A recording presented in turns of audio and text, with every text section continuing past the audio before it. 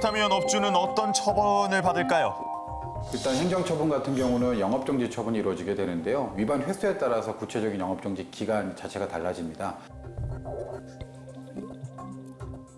그리고 형사처벌 같은 경우에는 기본적으로는 청소년보호법 위반이 문제가 되는데 이로 인해서 얻은 이득액이 얼마인지에 따라서 구체적인 처벌 수위가 달라질 수 있습니다.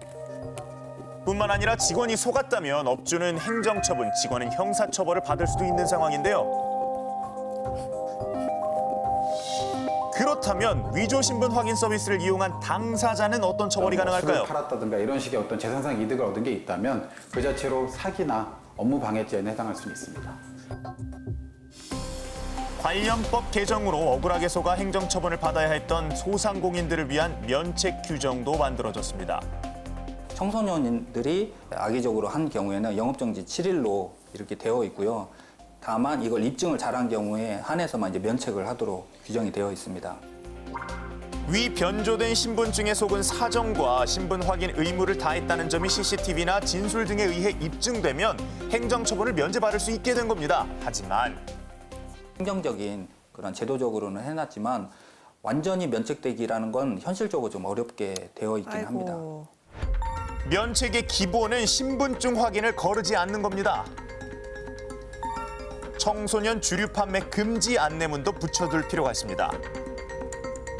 그리고 손님이 주민등록 모바일 확인 서비스를 제시한다면 반드시 검증 앱으로 QR코드까지 한 번 더 확인하는 것이 중요합니다. 이런 가운데 위변조 논란이 끊이지 않는 주민등록증 모바일 확인 서비스는 4년 만에 폐지가 검토되고 있는데요. 이와 더불어 오는 8월부터는 전자정보법 개정안이 시행되면서 모바일 신분증을 위조하거나 부정하게 사용하는 행위에 대한 처벌 규정도 새롭게 마련됩니다. 실제로 신분증 위조뿐만 아니라 AI를 이용해서 법원에 제출되는 증거까지도 적극적으로 조작되는 경우들이 상당히 많이 발생하고 있습니다. 가령 음성 파일에 대해서 어떤 음성 데이터, 로 데이터를 얻어서 있지도 않았던 음성 기록을 만들어낸다든가 아니면 톡의 일부 대화 장면을 삭제시킨다든가 이런 식으로 위작 변조가 상당히 많이 일어나고 있습니다.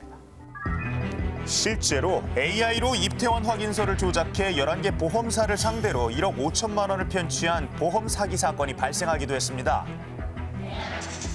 그런가 하면 의사 행세를 하며 사기 행각을 벌이다 붙잡힌 한 남성은 법원에 제출한 통장 잔고 서류 덕분에 구속을 면하기도 했는데요.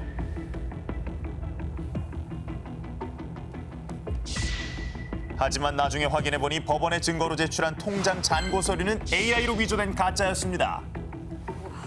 이러한 AI 활용이 늘어나면 늘어날수록 이러한 AI 악용, 오용 사례가 더 늘어날 수밖에 없고 선제적으로 대응을 하고 그리고 이러한 해결할 수 있는 제도를 만들어 나가는 것이 필요하겠습니다. 진짜와 가짜를 구분하기 어려운 AI 시대, 기술의 발전만큼 대응 시스템도 함께 진화해야 할 때입니다.